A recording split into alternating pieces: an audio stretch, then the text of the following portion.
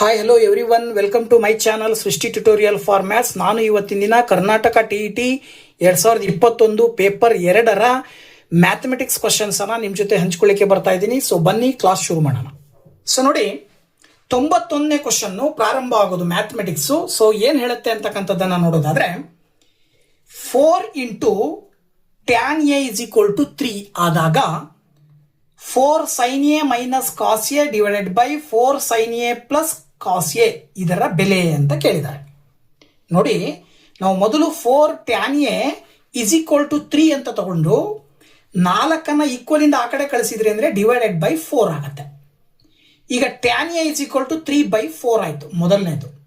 Next ಅವ್ರು ಏನ್ ಕೊಟ್ಟಿದ್ದಾರೆ ಅದನ್ನು ತಗೊಂಡ್ರೆ 4 sin A minus cos A divided by 4 sin A plus cos A ಅಂತ ತಗೊಂಡು ಇದರಲ್ಲಿರುವ ಎಲ್ಲಾ ಟರ್ಮ್ಸ್ ಅನ್ನ ಕಾಸ್ ಎದಿಂದ ಭಾಗಾಕಾರ ಮಾಡ್ಕೊಳ್ರಿ. ನೋಡಿ, 4 sin A minus cos A divided by cos A whole divided by 4 sin A plus cos A divided by cos A. ಈಗ ಈ 4 sin A by cos A ಒಂದ್ಸರಿ minus cos A by cos A ಒಂದ್ಸರಿ, ಹಾಗೇನೆ 4 sin A by cos A plus cos A by cos A. ಸ್ವಲ್ಪ observe ಮಾಡಿದ್ರೆ cos A cancel ಆಗಿ -1 ಉಳ್ಕೊಳ್ಳುತ್ತೆ, cos A cancel ಆಗಿ +1 ಉಳ್ಕೊಳ್ಳುತ್ತೆ. ಇಲ್ಲಿ ಸೈನ್ ಎ ಬೈ ಕಾಸ್ ಎನ ನಾವು ಟ್ರಿಗ್ನಾಮೆಟ್ರಿಕಲಿ ಟ್ಯಾನ್ ಎ ಅಂತ ಹೇಳ್ಬೋದು. ಸೈನ್ ಎ ಬೈ ಕಾಸ್ ಎನ್ನ ಟ್ಯಾನ್ ಎ ಅಂತ ಕರಿಬಹುದು. ಅಲ್ಲಿಗೆ 4 into tan A -1 divided by 4 into tan A +1 ಆಯ್ತು. ಟ್ಯಾನ್ ಎದ ವ್ಯಾಲ್ಯೂ ನಮಗೆ ಏನು ಬಂದಿದೆ ಇಲ್ಲಿ 3/4. ಸೊ ಈ 3/4 ಅನ್ನ ಇಲ್ಲಿ ಟ್ಯಾನ್ ಎ ಇರೋ ಜಾಗದಲ್ಲಿ ಹಾಕಿದಾಗ 4 ಕ್ಯಾನ್ಸಲ್ ಆಗಿ 3 -1 ಉಳ್ಕೊಳ್ಳುತ್ತೆ, 4 ಕ್ಯಾನ್ಸಲ್ ಆಗಿ 3 +1 ಉಳ್ಕೊಳ್ಳುತ್ತೆ. ಅಲ್ಲಿಗೆ 4 ಕ್ಯಾನ್ಸಲ್ ಆಗಿ 3 -1 ಉಳ್ಕೊಳ್ಳುತ್ತೆ, 4 ಕ್ಯಾನ್ಸಲ್ ಆಗಿ 3 +1 ಉಳ್ಕೊಳ್ಳುತ್ತೆ. ಸೊ 3 -1 ಅಂತ ಹೇಳಿದ್ರೆ 2, 3 +1 ಅಂತ ಹೇಳಿದ್ರೆ 4. ಇನ್ನೂ ಸುಲಭ ರೂಪದಲ್ಲಿ ಬರೆದ್ರೆ 2 1s 2 2s ಅಂದ್ರೆ ಏನ್ ಬಂತ ಆನ್ಸರ್ 1/2. ಸೊ ದಟ್ 1/2 ಅಂತಕ್ಕಂಥದ್ದು ಮೊದಲನೇ ಆಪ್ಷನ್ ಅಲ್ಲಿ ಆ ಒಂದು ಉತ್ತರ ಇದೆ. That is the right answer. ಹಾಗೆ 92ನೇ ಕ್ವಶನ್ ಕೂಡ ಟ್ರಿಗ್ನಾಮೆಟ್ರಿಗೆ ಸಂಬಂಧಪಟ್ಟಿದ್ದು. Sine A is equal to 1/2 ಮತ್ತು cos B is equal to 1/2 ಆದಾಗ ಎ ಪ್ಲಸ್ ಬಿ ಯ ಬೆಲೆ ಅಂತ ಕೊಟ್ಟಿದ್ದಾರೆ. ನೋಡಿ, ಸೈನ್ ಎ ಅಂದ್ರೆ 1/2, ಅಲ್ಲಿಗೆ ಸೈನ್ 30 ಇಸ್ ಈಕ್ವಲ್ ಟು 1/2. ಇದ್ರ ಅರ್ಥ ಏನು? ಸೈನ್ 30 ಡಿಗ್ರಿಯ ವ್ಯಾಲ್ಯೂ 1/2 ಬರ್ತಾ ಇದೆ ಅಂದ್ರೆ ಎ ಅಂತ ಹೇಳಿದ್ರೆ ಎಷ್ಟು 30 ಡಿಗ್ರಿ. ಹಾಗೆ ಕಾಸ್ ಬಿ ಇಸ್ ಈಕ್ವಲ್ ಟು 1/2 ಕೊಟ್ಟಿದ್ದಾರೆ, ಕಾಸ್ 60 ಡಿಗ್ರಿಗೆ 1/2 ಬರುತ್ತೆ ವ್ಯಾಲ್ಯೂ. ಅದರ ಅರ್ಥ ಏನು? ಬಿ ಇರೋ ಜಾಗದಲ್ಲಿ 60 ಡಿಗ್ರಿ ಇದೆ ಅಂತ. ಅಲ್ಲಿಗೆ ಎ ಪ್ಲಸ್ ಬಿ ಮಾಡಿದ್ರಿ ಅಂದ್ರೆ 30 + 60 ಮಾಡಿದ್ರೆ 90 ಡಿಗ್ರಿ ಬರುತ್ತೆ. ಸೊ ವ್ಯಾಲ್ಯೂ ಬಂದ್ಬಿಟ್ಟು ಎ ಪ್ಲಸ್ ಬಿ ನ ವ್ಯಾಲ್ಯೂ 90 ಡಿಗ್ರಿ ಅಂತೇಳಿ ಆಪ್ಷನ್ 2 ನೀವು ಆಯ್ಕೆ ಮಾಡಬೇಕಾಗತ್ತೆ. ಓಕೆನಾ? ಸೊ ನೆಕ್ಸ್ಟ್ ಬಂದ್ಬಿಟ್ಟು 93ನೇ ಕ್ವಶನ್, -5, 1, P 4, -2 ಈ ಬಿಂದುಗಳು ಏಕರೇಖಾಗತವಾದಾಗ ಪಿ ಯ ಬೆಲೆಯು ಅಂತ ಕೊಟ್ಟಿದ್ದಾರೆ. ನೋಡಿ, ಯಾವಾಗ ಏಕರೇಖಾಗತವಾಗಿರ್ತವೆ ಅಂದ್ರೆ ಸಪೋಸ್ ಆ 3 ಬಿಂದುಗಳನ್ನ ಒಂದು ತ್ರಿಭುಜದ 3 ಬಿಂದುಗಳು ಅಂತ ಆಯ್ಕೆ ಮಾಡಿಕೊಂಡು ಆ ತ್ರಿಭುಜದ ವಿಸ್ತೀರ್ಣವನ್ನ 0ಗೆ ಸಮ ಅಂತ ತಗೊಂಡಾಗ ಅದು ಆ 3 ಬಿಂದುಗಳು ಏನಾಗಿರ್ತವೆ ಏಕರೇಖಾಗತವಾಗಿರ್ತವೆ ಅಂತ ಹೇಳ್ಬೋದು. ಇದರ ಆಧಾರದ ಮೇಲೆ ನಾವಿಲ್ಲಿ ಕೊಟ್ಟಿರುವ 3 ಬಿಂದುಗಳನ್ನ ಎ ಬಿ ಸಿ ಅಂತ ತಗೊಂಡು x1 y1 x2 y2 x3 y3 ಅಂತ ತಗೊಳ್ಳೋಣ. ಇದಾದ ನಂತರ ತ್ರಿಭುಜದ ವಿಸ್ತೀರ್ಣವನ್ನ 0 ಅಂತ ತಗೊಳ್ಳೋಣ. ತ್ರಿಭುಜದ ವಿಸ್ತೀರ್ಣವನ್ನ ಕಂಡುಹಿಡಿಯಲಿಕ್ಕೆ ಕೋಆರ್ಡಿನೇಟ್ ಜಾಮೆಟ್ರಿನಲ್ಲಿ ಸೂತ್ರ ಬರುತ್ತೆ. 1/2 into x1 into y2 minus y3 plus x2 into y3 minus y1 plus x3 into y1 minus y2 is equal to 0 ಅಂತ ಬರುತ್ತೆ. ಇದರ ಆಧಾರದ ಮೇಲೆ 1/2 ಇಂಟು x1 ಅಂತ ಹೇಳಿದ್ರೆ -5, y2 ಅಂತ ಹೇಳಿದ್ರೆ p minus of minus y3 ಅಂತ ಹೇಳಿದ್ರೆ -2 ಪ್ಲಸ್ x2 ಅಂತ ಹೇಳಿದ್ರೆ 1 ಇಂಟು y3 ಅಂತ ಹೇಳಿದ್ರೆ -2 ಮೈನಸ್ y1 ಅಂತ ಹೇಳಿದ್ರೆ 1 ಪ್ಲಸ್ 4 ಇಂಟು x3 ಅಂತ ಹೇಳಿದ್ರೆ 4 ಇಂಟು y1 ಅಂತ ಹೇಳಿದ್ರೆ 1 ಮೈನಸ್ y2 ಅಂತ ಹೇಳಿದ್ರೆ p. ನೋಡಿ, ಈಗ ಈ 1/2 ನ ಈಕ್ವಲ್ ಇಂದ ಆ ಕಡೆ ಕಳಿಸಿದ್ರಿ ಅಂದ್ರೆ ಇಂಟು 2 ಆಗತ್ತೆ. ಆಕ್ಚುಲಿ ಅದು ಅಲ್ಲಿಗೆ 0 ಇಂಟು 2 ಮಾಡಿದ್ರೆ 0ನೇ ಬರುತ್ತೆ. ಸೊ 1/2 ನೆಗ್ಲೆಕ್ಟ್ ಆಯ್ತು. ಇಲ್ಲಿ -5 ಇಂಟು ಮೈನಸ್ ಪ್ಲಸ್ ಆಗತ್ತೆ, p +2 ಉಳ್ಕೊಳ್ಳುತ್ತೆ ಬ್ರಾಕೆಟ್ ಒಳಗಡೆ. ಪ್ಲಸ್ 1 ಇಂಟು ಮೈನಸ್ ಇರೋದ್ರಿಂದ -3 ಬರುತ್ತೆ, plus 4 into 1 minus p is equal to 0 ಬರುತ್ತೆ. -5 ನಿಂದ ಇದನ್ನ ಗುಣಾಕಾರ ಮಾಡಿದ್ರೆ -5p ಮೈನಸ್ ಇಂಟು ಪ್ಲಸ್ -5 2 ಸ 10, ಪ್ಲಸ್ ಇಂಟು ಮೈನಸ್ 1 3 ಸ 3, plus 4 into 1 4, plus into minus -4 into P 4p. ಈಗ -5p -4p ಎರಡಕ್ಕೂ ಚಿಹ್ನೆ ಮೈನಸ್ ಇರೋದ್ರಿಂದ -9p ಆಗುತ್ತೆ. -10 -13 ಎರಡಕ್ಕೂ ಚಿಹ್ನೆ ಮೈನಸ್ ಇರೋದ್ರಿಂದ -13 plus 4 is equal to 0. -9p -13 ನಲ್ಲಿ 4 ಕಳೆದ್ರೆ -9 ಬರುತ್ತೆ. ಈಕ್ವಲ್ ಇಂದ ಆ ಕಡೆ ಕಳಿಸಿದ್ರೆ +9 ಆಗುತ್ತೆ. -9 ಅನ್ನು ಈಕ್ವಲ್ ಇಂದ ಆ ಕಡೆ ಕಳಿಸಿದ್ರೆ ಡಿವೈಡೆಡ್ ಬೈ -9 ಬರುತ್ತೆ. ಅಲ್ಲಿಗೆ ಕ್ಯಾನ್ಸಲ್ ಮಾಡಿದ್ರೆ ನಿಮಗೆ -1 ಬರುತ್ತೆ. So this is the value of P. So P ನ ವ್ಯಾಲ್ಯೂ ಎಷ್ಟು ಅಂತ ಕೇಳಿದ್ದಾರೆ. ಪಿ ನ ವ್ಯಾಲ್ಯೂ ಬಂದ್ಬಿಟ್ಟು -1 ಅಂತೇಳಿ ಆಪ್ಷನ್ 2ರಲ್ಲಿರ್ತಕ್ಕಂಥ ಉತ್ತರವನ್ನ ಆಯ್ಕೆ ಮಾಡ್ತೀರಾ. ಹಾಗೆ 94ನೇ ಕ್ವಶನ್ ಏನ್ ಹೇಳುತ್ತೆ, ಎಂ ಮತ್ತು ಎನ್ಗಳು 4x² plus 3x plus 7 is equal to 0 ವರ್ಗ ಸಮೀಕರಣದ ಮೂಲಗಳಾದಾಗ 1/m ಪ್ಲಸ್ 1/n ನ ಬೆಲೆ ಅಂತ ಕೊಟ್ಟಿದ್ದಾರೆ. ನೋಡಿ, ಇಲ್ಲಿ ಮೊದಲು ನಾವೇನ್ ಮಾಡ್ಕೊಳ್ಬೇಕು ಅಂತ ಹೇಳಿದ್ರೆ, ಕೊಟ್ಟಿರುವಂತ ವರ್ಗ ಸಮೀಕರಣವನ್ನ ಬರ್ಕೊಂಡು ವರ್ಗ ಸಮೀಕರಣದ ಮೂಲ ರೂಪ ax² plus bx plus c is equal to 0. ಇದರ ಆಧಾರದ ಮೇಲೆ ಅವೆರಡನ್ನ ಕಂಪ್ಯಾರಿಸನ್ ಮಾಡಿದಾಗ x² ನ ಸಹ ಗುಣಕವನ್ನ a ಅಂತ ಕರಿತೀವಿ, x ನ ಸಹ ಗುಣಕವನ್ನ b ಅಂತ ತಗೊಳ್ತೀವಿ, ಕಾನ್ಸ್ಟೆಂಟ್ ನಂಬರ್ ಅನ್ನ c ಅಂತ ತಗೊಳ್ತೀವಿ. ನಮಗೆ ಗೊತ್ತು ಎರಡು ಮೂಲಗಳ ಮೊತ್ತ -b/a ಆಗಿರುತ್ತೆ, ಇದು ಸೂತ್ರ. ಅದೇ ವರ್ಗ ಸಮೀಕರಣದ ಎರಡು ಮೂಲಗಳ ಗುಣಲಬ್ಧ c/a ಆಗಿರುತ್ತೆ. ಇದರ ಆಧಾರದ ಮೇಲೆ -b/a ಅಂದ್ರೆ -3/4, mn ಅಂತ ಹೇಳಿದ್ರೆ c/a ಅಂದ್ರೆ c/4 ಅಂದ್ರೆ 7/4. ಅವ್ರೇನ್ ಕೊಟ್ಟಿದ್ದಾರೆ, 1/m ಪ್ಲಸ್ 1/n ಅಂತ ಕೊಟ್ಟಿದಾರಲ್ವಾ. ಆ 1/m ಪ್ಲಸ್ 1/n ಅಂತ ಹೇಳಿದ್ರೆ m ಮತ್ತೆ n ಗೆ LCM ತಗೊಂಡ್ರೆ mn ಬರುತ್ತೆ. ಮೇಲ್ಗಡೆ 1 into n plus m into 1 m ಅಂತ ತಗೊಳ್ಬಹುದು. m ಪ್ಲಸ್ n ಅಂತ ಹೇಳಿದ್ರೆ ವ್ಯಾಲ್ಯೂ ಏನ್ ಬಂದಿದೆಯಲ್ಲ ಇಲ್ಲಿ -3/4 ಹಾಕ್ರಿ, mn ಅಂತ ಹೇಳಿದ್ರೆ 7/4 ಹಾಕ್ರಿ. ಆಗ 4 ಕ್ಯಾನ್ಸಲ್ ಆಗಿ ಮೇಲ್ಗಡೆ -3 ಉಳ್ಕೊಳ್ಳುತ್ತೆ, ಕೆಳಗಡೆ 7 ಉಳ್ಕೊಳ್ಳುತ್ತೆ. ಸೊ ಏನ್ ಬಂತ ಆನ್ಸರು, -3/7. ಸೊ ದಟ್ 4ನೇ ಆಪ್ಷನ್ ಅಲ್ಲಿ ಇರುವಂತ ಉತ್ತರವನ್ನ ಆಯ್ಕೆ ಮಾಡ್ತೀರಾ. ನೆಕ್ಸ್ಟ್ 95ನೇ ಕ್ವಶನ್ ಬಂದ್ಬಿಟ್ಟು 3 ಪ್ಲಸ್ √2 ಮತ್ತು 3 ಮೈನಸ್ √2 ಮೂಲಗಳಿರುವ ವರ್ಗ ಸಮೀಕರಣ. ಇದು ಕೂಡ ವರ್ಗ ಸಮೀಕರಣಕ್ಕೆ ಸಂಬಂಧಪಟ್ಟಿದ್ದು. ಈಗ ತಾನೇ ನಾವು ತಗೊಂಡ ಹಾಗೆ ಒಂದನ್ನ m ಅಂತ ತಗೊಳ್ಳೋಣ, ಇನ್ನೊಂದನ್ನ n. ಇವೆರಡೂ ಕೂಡ ವರ್ಗ ಸಮೀಕರಣದ ಮೂಲಗಳು.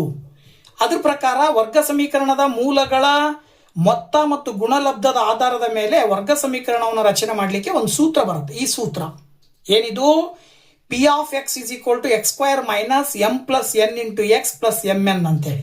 ಅಂದ್ರೆ ಮೂಲಗಳ ಮೊತ್ತ ಇಂಟು x ಪ್ಲಸ್ ಮೂಲಗಳ ಗುಣಲಬ್ಧ.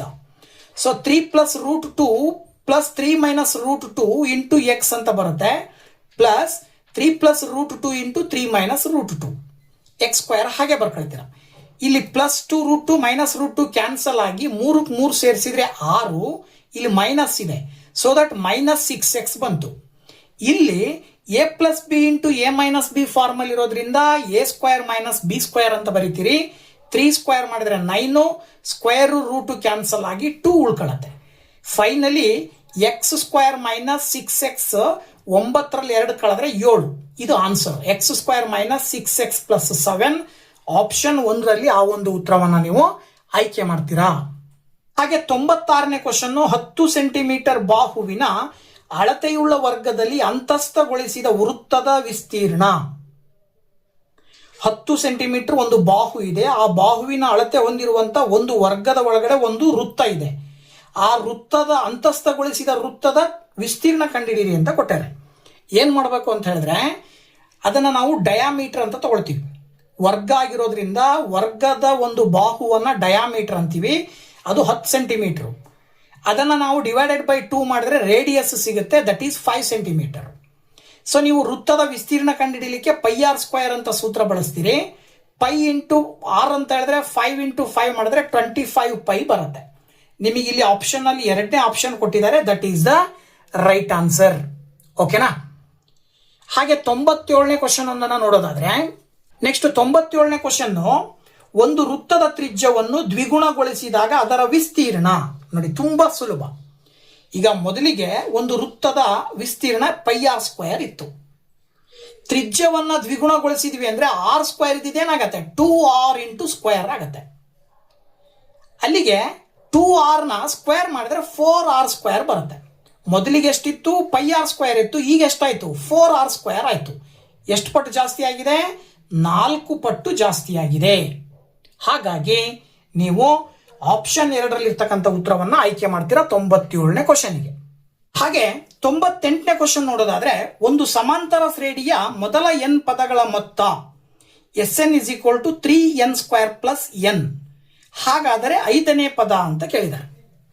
ಹೇಗೆ ಕಂಡುಹಿಡಿಬಹುದು ಅಂದ್ರೆ, ನೋಡಿ, Sn ಅಂತ ಹೇಳಿದ್ರೆ 5ಅನ್ನ ಹಾಕಿದಾಗ 3n² + n ಗೆ 5ಅನ್ನ ವ್ಯಾಲ್ಯೂ ಹಾಕ್ತಾ ಹೋದಾಗ 5 5 25, 3 ಮಾಡಿದ್ರೆ 75 + 5 ಮಾಡಿದ್ರೆ 80 ಬರುತ್ತೆ.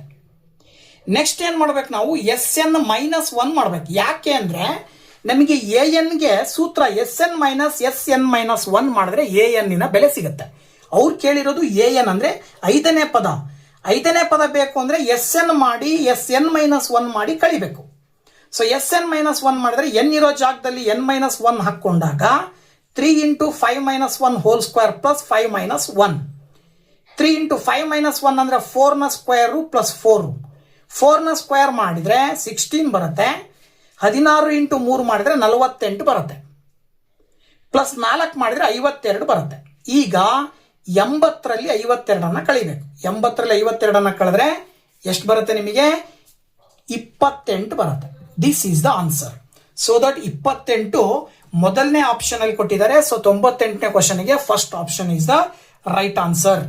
99ನೇ ಕ್ವಶನ್, ಒಂದು ಚತುರ್ಭುಜದ ಕೋನಗಳು ಸಮಾಂತರ ಶ್ರೇಣಿಯಲ್ಲಿವೆ. ಅದರ ಅತ್ಯಂತ ದೊಡ್ಡ ಕೋನವು 165 ಡಿಗ್ರಿ ಆದರೆ ಅದರ ಅತ್ಯಂತ ಚಿಕ್ಕ ಕೋನ ತುಂಬಾ ಸುಲಭ.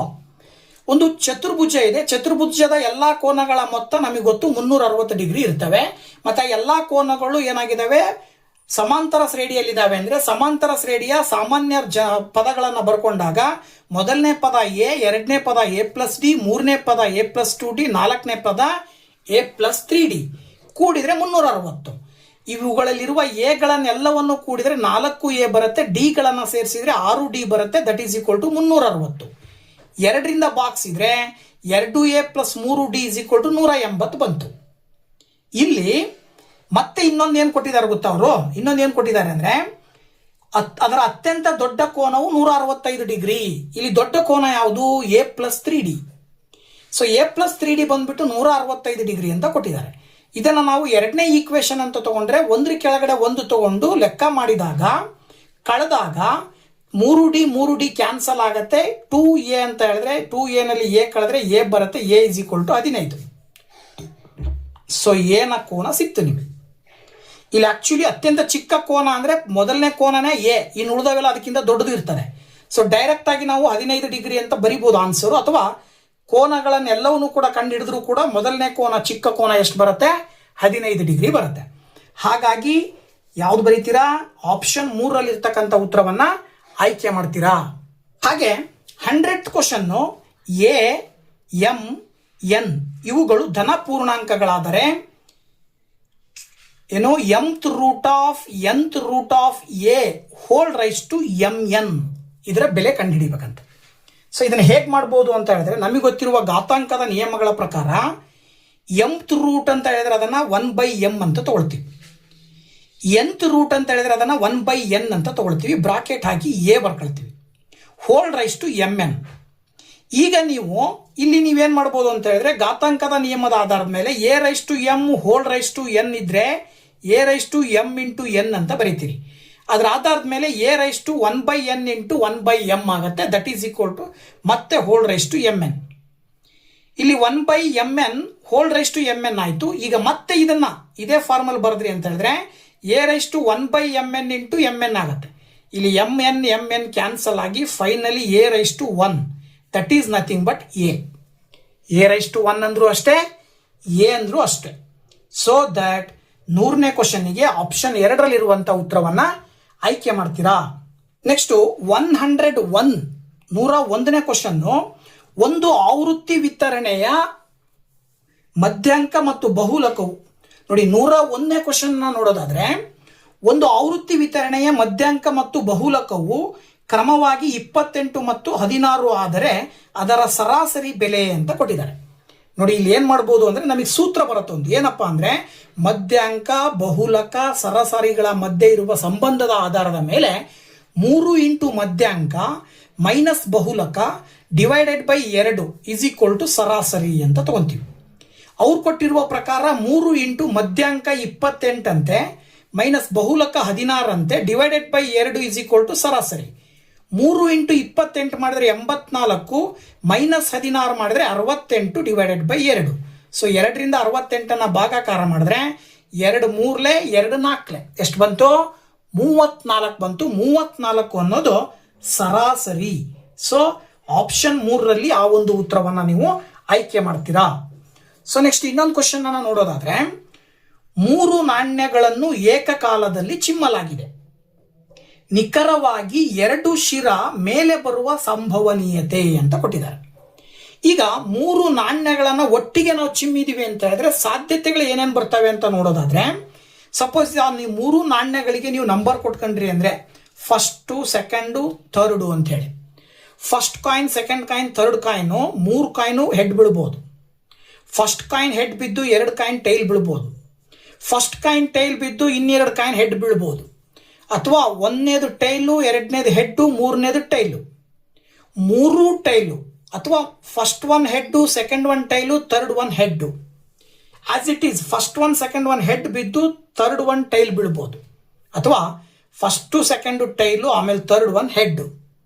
ಟೋಟಲ್ ಪ್ರಾಬಬಿಲಿಟಿ ಒಟ್ಟು ಸಂಭವನೀಯತೆಗಳು ಎಷ್ಟು ಬರ್ತವೆ ಅಂದರೆ 8. 1 2 3 4 5 6 7 8. ಇದರಲ್ಲಿ ಅವ್ರೇನು ಕೇಳಿದರೆ, ನಿಖರವಾಗಿ 2 ಶಿರ ಮೇಲೆ ಬರುವಂತಹ ಹೆಡ್ ಬರೀ 2 ಮಾತ್ರ ಇರಬೇಕು. ಅಂಥವು ಯಾವ್ಯಾವ ಕೌಂಟ್ ಮಾಡಿದ್ರೆ ನೋಡಿ, ಇಲ್ಲಿ ಒಂದು ಹೆಡ್ 2 ಇದೆ, ಆಮೇಲೆ ಇದರಲ್ಲಿ 2 ಹೆಡ್ ಇದಾವೆ, ಆಮೇಲೆ ಇದರಲ್ಲಿ 2 ಹೆಡ್ ಇದಾವೆ. ಎಷ್ಟಾದವು ಅಲ್ಲಿ ಟೋಟಲ್ಲು 3 ಬಾರಿ 2 ಹೆಡ್ ಬೀಳುತ್ತೆ. ಅಂದರೆ ಅಲ್ಲಿಗೆ ಪ್ರಾಬಬಿಲಿಟಿ ಬಂದ್ಬಿಟ್ಟು 3/8. ಸೊ 3/8 ಆಪ್ಷನ್ 3ರಲ್ಲಿ ಇರ್ತಕ್ಕಂಥ ಉತ್ತರವನ್ನು ಆಯ್ಕೆ ಮಾಡ್ತೀರಾ. ಓಕೆನಾ? ಸೊ 2021ರ ಪೇಪರ್ 2ನಲ್ಲಿ ಬರುವಂತಹ ಮ್ಯಾಥಮೆಟಿಕ್ಸ್ 91ರಿಂದ 102ನೇ ಕ್ವಶನ್ ತನಕ ನಿಮ್ಮ ಜೊತೆ ಡಿಸ್ಕಷನ್ ಮಾಡಿದ್ದೀನಿ. ಇದರ ಮುಂದಿನ ಕ್ವಶನ್ನು ನೆಕ್ಸ್ಟ್ ವಿಡಿಯೋದಲ್ಲಿ ನಿಮ್ಮ ಜೊತೆ ಹಂಚ್ಕೊಳ್ಳಿಕ್ಕೆ ಬರ್ತೀನಿ. ಅಲ್ಲಿ ತನಕ ವೆಯ್ಟ್ ಮಾಡ್ತಾ ಇರಿ ಅಂತ ಹೇಳ್ತಾ, thank you very much. Bye bye.